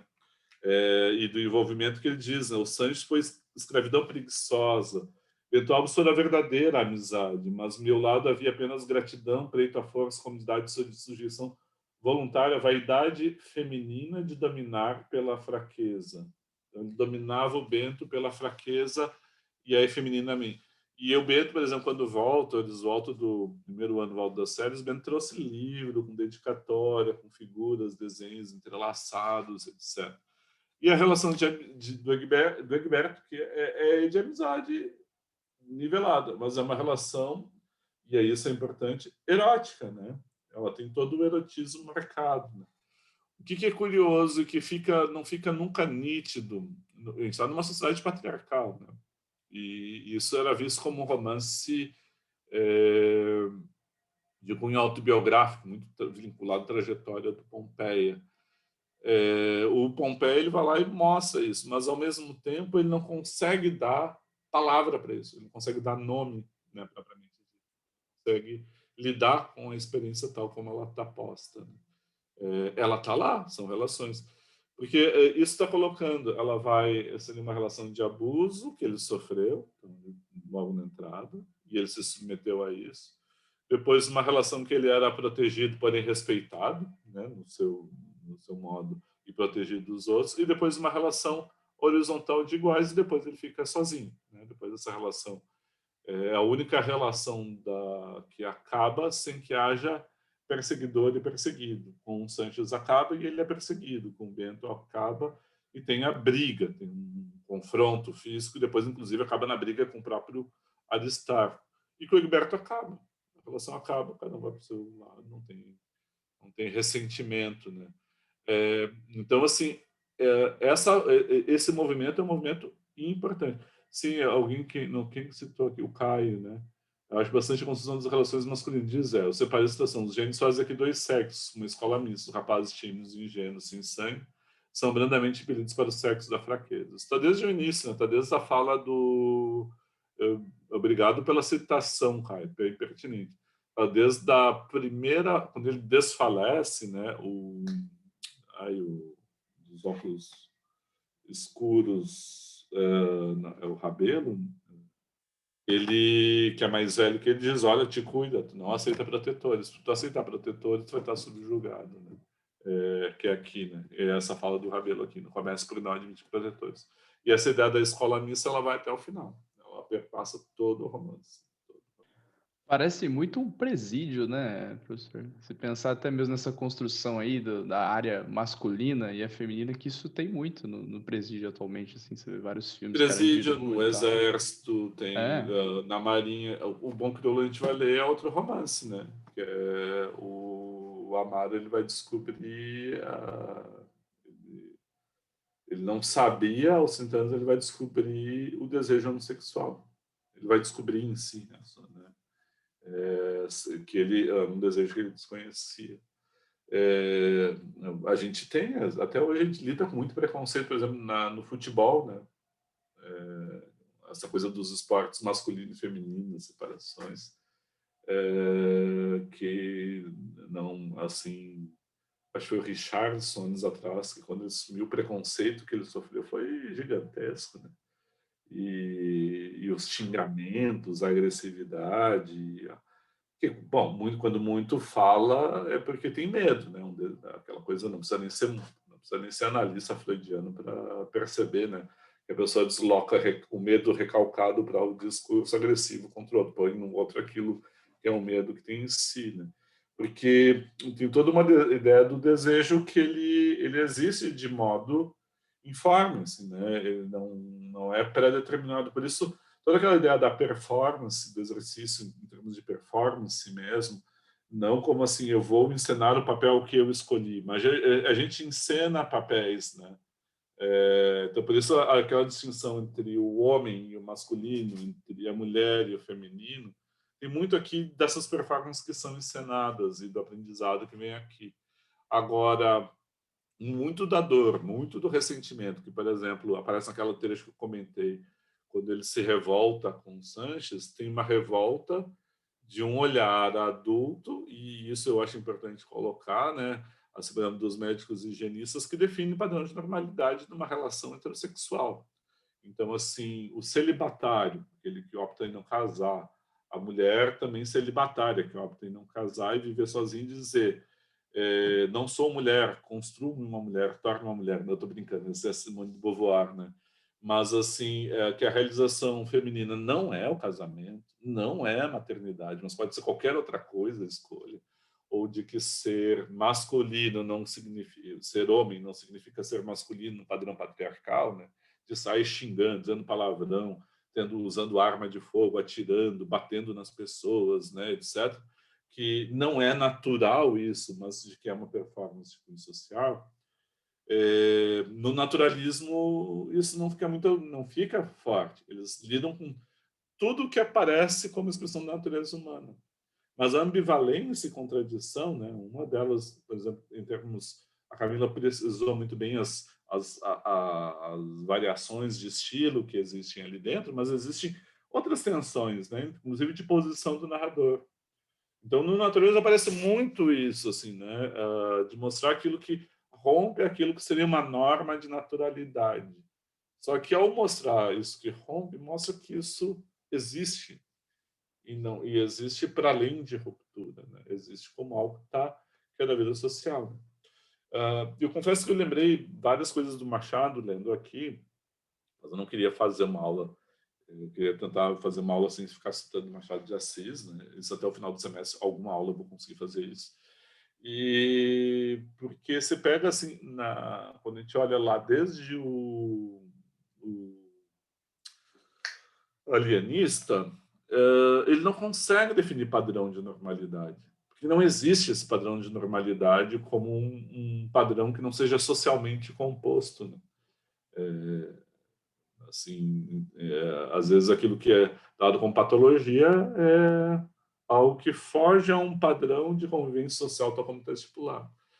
Mas muitas vezes é fachada, muitas vezes é aquilo que eu exerço de papel para a opinião pública e não né, algo que seja realmente aceitável. É como a farda do Jacobina, aquela coisa da opinião, enfim, por aí vai. Agora, tem um outro ponto assim, quer dizer, então, nesse modelo que é dado, então, o celibatário, a homossexualidade, a prostituição, eles eram vistos como patologias, né? Então, a violência, a malandragem, a negação do trabalho. Por exemplo, o cortiço, ele seria quase um diagnóstico de um problema social a ser extirpado. E aí tu relacionou com o presídio. Ela tem três formas de segregação e isolamento, né? O asilo, que a gente falou na semana passada, o hospício, né? Tal como ele coloca, é uma relação segregar os normais e os loucos. Nos presídios, tal como está composto, segregar os que transgrediram, quebraram uma lei, os que obedecem às leis, o cidadão, e quem é preso perde a cidadania.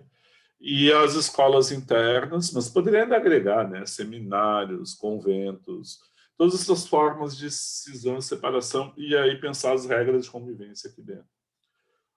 Quando se fala, por exemplo, da questão da alegoria, eu vou pegar um exemplo que daí é uma alegoria típica, né? Não sei se vocês leram O Senhor das Moscas, do Golding.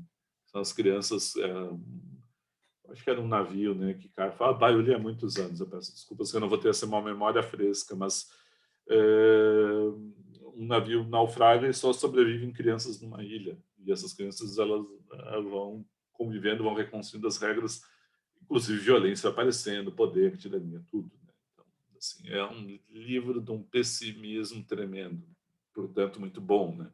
Então, assim, é muito bom, é muito agudo, né? E é um pessimismo crítico, né? Aquela coisa do pessimismo que não se entrega a falsas promessas, tudo. E o Ateneu, claro, tem os adultos na escola, mas uma escola interna, naquela defesa que o professor Cláudio vai fazer depois, eu acho que é o capítulo 11 que ele faz, já bem perto do final, eu posso olhar aqui depois. Bom, eu anotei aqui. Mas é muito nesse sentido. Larga todo mundo a viver e vamos ver o que acontece. Aí as pessoas vão poder se formar sem preconceito social, sem o poder da família, a intervenção do adulto, eles vão se largar. Ou seja, o elogio dele do Ateneu é o elogio do internato, mas não é o elogio do Aristarco, nem das suas regras, nem da escola. A formação não se dá na parte oficial da escola, mas se dá na parte informal da convivência entre os jovens, das relações de poder. E aí entra a questão do desejo, né? Entra a questão do desejo que ali está posto. Né? Mas é muito boa essa tua lembrança. Eu vou agora fiquei matutando a palavra do abuso, ficou aqui, porque a gente usa isso, mas é importante, porque você vê o quanto o Sérgio ali sofreu uma violência, ele foi vítima de uma violência, né? E o quanto a trajetória dele é uma superação dessa violência sofrida, mas que ele não consegue superar completamente porque ele fica ressentido o resto da vida. Bem legal, boa observação. Desculpa, eu estou me alongando porque eu realmente gostei de reler o romance. Assim, então, acho que está vindo um pouco do entusiasmo da releitura. Agora eu estou me dando conta. Esse foi um dos livros que eu mais odiei ler na minha vida. Que coisa, Sabe não? que eu Achei estava muito ruim lembrando, também. nessa memória de leitura, teve uma... Eu era adolescente, né? Aí eu levava, sempre li muito, e um dos livros que eu levei foi o Ateneu. Foi o único livro que eu não li nas férias. Sei lá, levei, eram 6 ou 7, né? E assim, levei 8, li 7, o Ateneu eu não consegui. Eu não conseguia, essa coisa da linguagem, quando eu via, a minha cabeça estava lá voando, eu estava vendo todas as outras coisas do mundo e não conseguia me concentrar. Eu diria, quando eu estava a primeira leitura, assim, aí foi já na faculdade, tá, daí gostei. Mas quando eu estava, acho, no doutorado, já no primeiro ano, é que aí a gente, numa cadeira a gente leu, aí eu li, daquele assim, que tu lê com atenção, tudo, aí li tese, parei. Acho, é interessante mesmo, né? É interessante. Agora, a leitura que eu achei melhor foi essa que eu fiz agora. Né? Há muito tempo. Então, são várias que eu tenho essa... que às vezes até eu reclamo de mim, assim, eu tenho a mania de eu vou dar aula, eu não sei dar aula sem reler o livro. Né? Então, aqui o Ateneu eu estou relendo porque, sei lá, enésima vez. Mas dessa vez já foi uma releitura mais produtiva. Agora, ele é um livro muito pesado, ele é muito pesado. ele diz, né, assim, o pai fala, né, a abertura do livro já mostra tudo, né, eu acho impressionante. Vais encontrar o mundo, disse meu pai à porta do Ateneu, coragem para a luta. Daí ele vai, bastante texto, ele vai fazer uma teoria mostrando cadê a história, cadê o pai? O pai desapareceu, ficou esfumaçado no debate que ele vai fazer, né, de como a casa ela cria uma estufa que torna seguras frágeis. É uma, quase às vezes assim, uma quimera. Eu fui criado dentro de uma casa que me protegeu, me mimou, disse, eu vou para o mundo e sofre impacto, né? E aí saudade nada, essa saudade é pura ironia e então é um livro muito pesado por isso, o ritmo dele é muito lento, né? Quando a gente mede mede o ritmo é ótimo de uma prosa romanesca, né? Mas a gente pode falar do ritmo, né? No caso da leitura de romance, porque a gente tem vários tipos de romance, né? Então, assim, eu vou pegar assim, aquele romance de aventura. Não sei se vocês liam isso na adolescência, né? Eu lia bastante, assim, quer dizer, foi a minha porta de entrada para a leitura, né? As coisas assim de ler Alexandre Dumas, Robin Hood, depois ler Robin Hood, ler Os Três Mosquiteiros, Conde de Monte Cristo, por aí vai, lia de tudo, né? O Júlio Verne, que ele cita aqui. Você tem aqui as coisas, vários comentários de leitura. Os romances policiais, não precisa, não digo só o Sherlock Holmes, mas assim, mas pega os romances. Eu gostava muito dos romances noir, né? Do romance de Dashiell Hammett, Rose MacDonald. E aí via vindo, até hoje, volta e meia, eu pego um romance policial e leio, e acho bom de ler. Esses romances meio folhetinescos, né? Teve uma época que eu me lembro assim, te via logo que surgiu, tu via as pessoas, às vezes no ônibus, no avião, sala de espera, que era o Código da Vinci, que é um folhetim, né? É um baita folhetim, assim, porque ele vai tendo sempre conflitos e mistérios a serem resolvidos. E a origem do romance, uma parte do romance do século XX é isso. Assim, a gente tem, por exemplo, os mistérios de Paris hoje desaparecido, né? Do Eugênio Sue famoso, que penetrou a massa. A leitura, eu não sei se vocês leram semestre passado o Guarani, se alguém já leu o Guarani aqui. Aquele é um romance folhetim, aquele assim das irmãs pedirem para ele trocar o final, das pessoas compravam um exemplar do jornal e se reuniam para alguém ler em voz alta, para saber a história que está acontecendo. Aquela assim, o Loredano, que é o cara malvado, o padre que abjurou a cruz, que quebrou tudo, ele vai tocar, acaba o capítulo, ele está com a mão indo tocar na Ceci, adormecida, completamente desprotegida. O capítulo seguinte é uma flecha voando e prendendo a mão do sujeito na parede, se não me engano. Estou tentando lembrar, assim, mas aquilo é puro romance de aventura. Toda essa volta para dizer, isso aqui é um romance de... Aqueles são ritmos rápidos, leitura de ritmo envolvente e rápido. A gente tem Balzac, também é super envolvente. A gente tem o Flaubert, a gente tem o Stendhal. Nossa, o Balzac é aquele famoso que a gente passa as primeiras 20 páginas quando engrena, não quer mais parar de ler. Agora, o Ateneu é um outro tipo de andamento.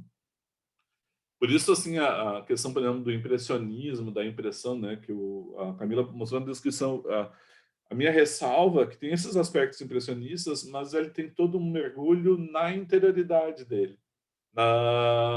Na subjetividade, mais do que o externo.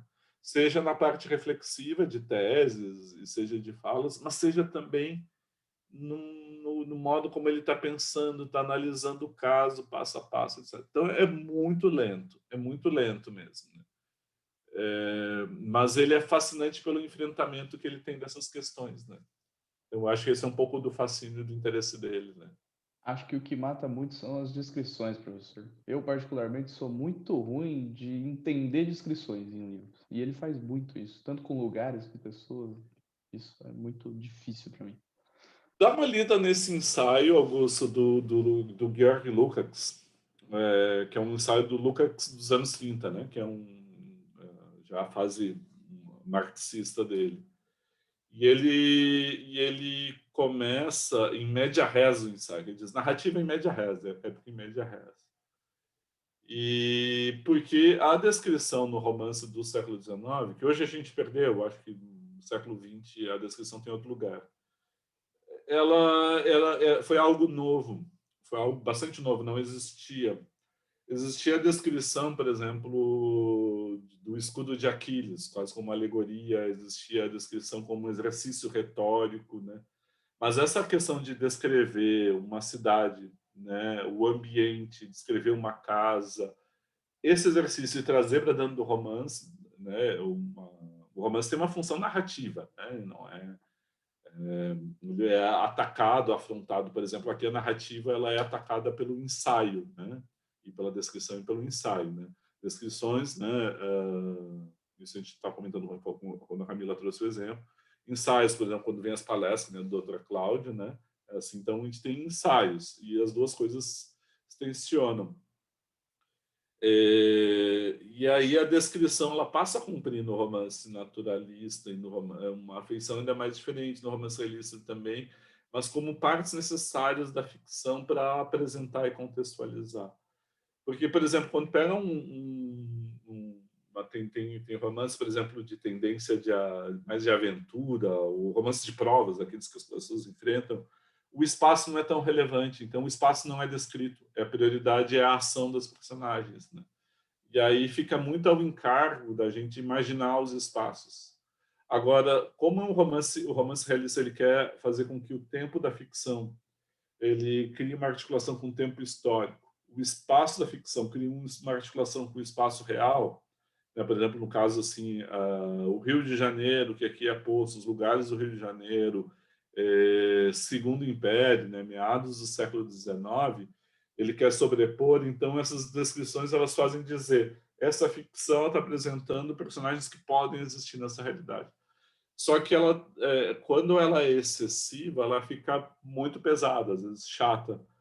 Se a gente olhar para o Machado, ele não descreve, ele indicia, ele dá os índices históricos, né? Ele aponta. E aí eu é que eu tenho que pesquisar se eu quero olhar para aquilo. Por exemplo, as ruas pelas quais os personagens andam, o momento histórico, as datas, etc. Mas ele não para descrever enormemente a Rua do Ouvidor. Não tem uma descrição longa da Rua do Ouvidor. Tem um personagem caminhando pela Rua do Ouvidor, o que é muito diferente, né? Então, esse uso da descrição, isso é um debate muito legal para pensar. Quem gosta de escrever, de escrita, da parte da escrita criativa, como é que eu localizo um personagem quando eu escrevo um conto, né? Como é que o que eu tenho na cabeça eu estou escrevendo e como é que o leitor vai receber, né? Então é realmente pesado. E aqui ele ganha um peso maior, né? Porque são descrições longas, são parágrafos longos, são frases longas, né? Várias orações encadeadas, várias relações de subordinação. São parágrafos longos e são descrições longas. Entre um episódio e outro, às vezes tem uma longa descrição. Entre ele entrar no Ateneu e ele chegar na sala da Aristarco, eu editei um capítulo e meio, praticamente, ele relembrando a primeira vez que ele foi, a segunda vez que ele foi, até ele entrar, imagina. Assim, então é realmente muito, muito pesado. Como chama esse artigo, professor? Escreve no chat. Narrar e descrever. Eu boto aqui no... Ah, desculpa, eu não tinha posto aqui. Tem gente que critica, porque eu acho que é assim, né? O Georg. Lucas, eu sei que é assim. Georg Lucas. Eu acho que está no Moodle. Agora eu não vou abrir o Moodle para conferir, né? Mas então você dá uma conferida. Se não tiver lá, é só me mandar que eu tenho PDF, eu ponho ele, disponibilizo. Tem gente que não gosta, mas eu acho esse um texto muito esclarecedor para pensar o lugar da narrativa, da descrição, do naturalismo e do realismo, né? Ele é muito esclarecedor, ele é muito, muito bom.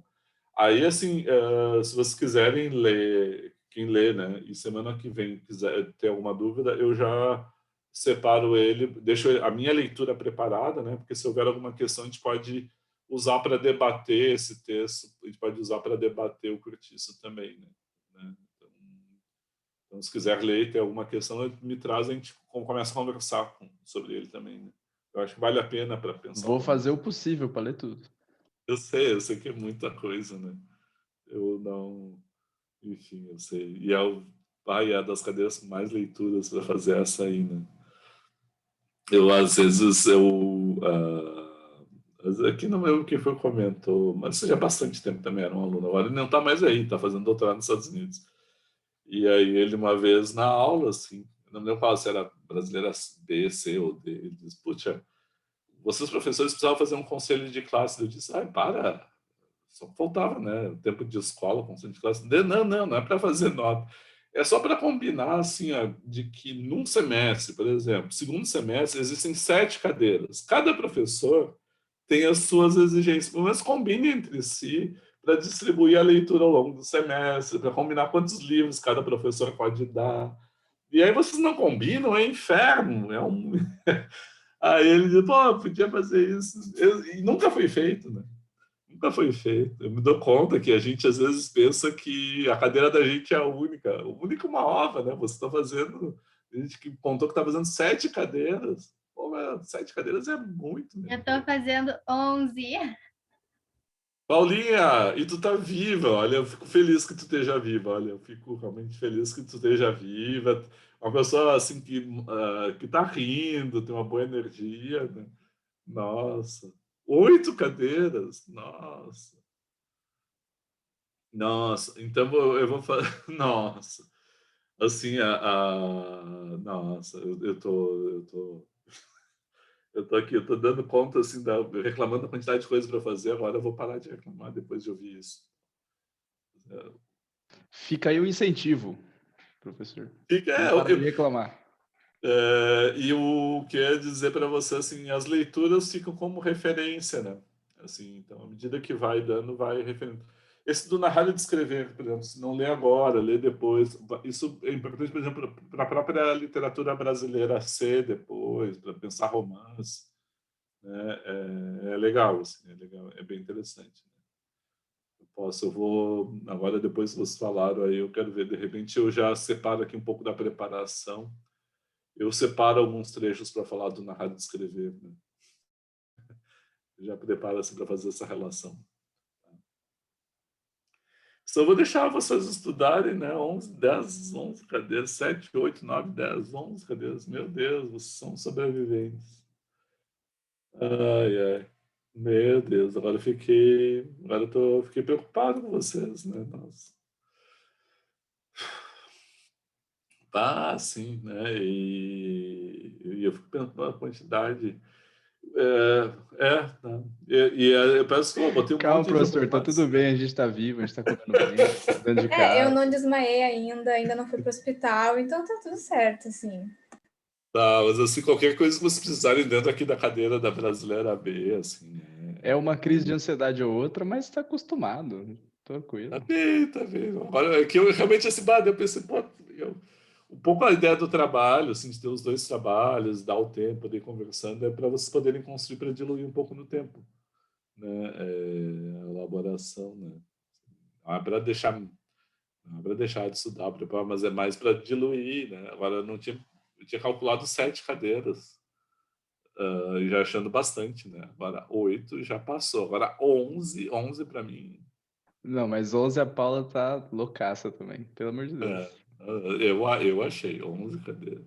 Então, o intuito era pegar um monte de cadeira para ver se eu ia dar conta, porque a gente está nessa época de ERE, que a Pô, gente mas 11?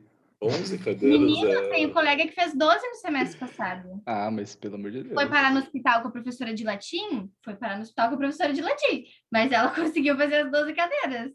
Mas aí o intuito era mais uma tentativa, porque eu tenho a possibilidade de cancelar qualquer cadeira lá no final. A qualquer momento, isso é verdade.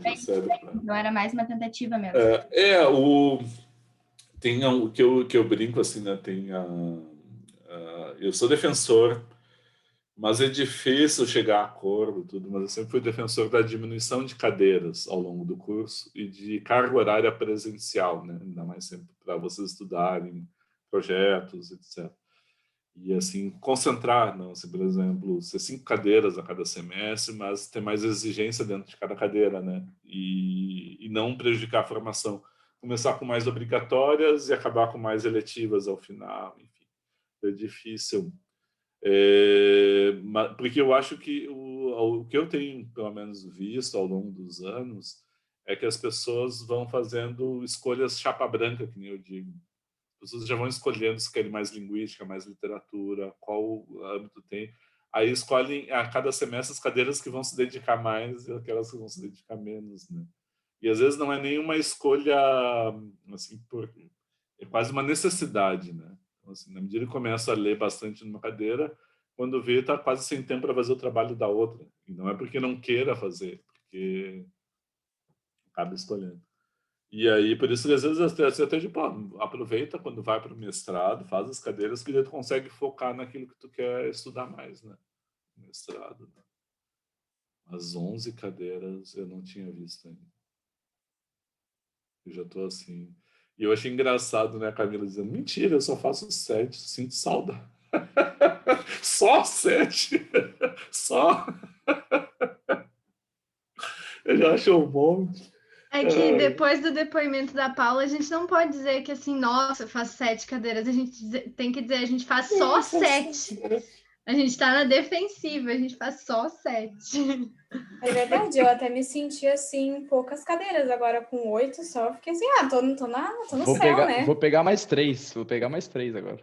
Me senti motivada para pegar mais no próximo semestre. Ai, a gente vai fazer um mural de fotos, eu acho, do Instituto de Letras, assim, os estudantes que fazem, assim, aqueles 11, fiz 11 cadeiras, e aí vai ter a foto, vai ter a tua foto lá, fiz 8 cadeiras. Vou confessar que eu tô um pouco mais perdida nesse semestre, assim, já perdi prazo, já confundi data, e olha que eu sou que nem o Tony, acho que o Tony já foi embora, mas o Tony é o cara das planilhas, e eu também eu sou a mina das planilhas, eu tenho várias planilhas com todas as leituras, as datas, o progresso de leitura, e eu já consegui perder data, já consegui passar prazo. Porque é demais. É que é muita coisa ao mesmo tempo. Conseguir Então, perder gente, eu vou data é indo muito lá, bom. tá? Beijos, se cuidem. Eu vou lá também, né? Sinto, tem mais uma das 11 cadeiras a assistir daqui a meia hora. Tipo isso. Tá, gente, bom fim de semana para vocês. A gente se vê semana que vem, aí voltamos a falar com o Curtis, tá? Assim que disponibilizar a gravação, eu aviso para vocês. Tá bom? Abração, fiquem bem. Tchau, prof. Tchau. Semana que vem. Tchau, até semana que vem. Tchau. Tchau, gente.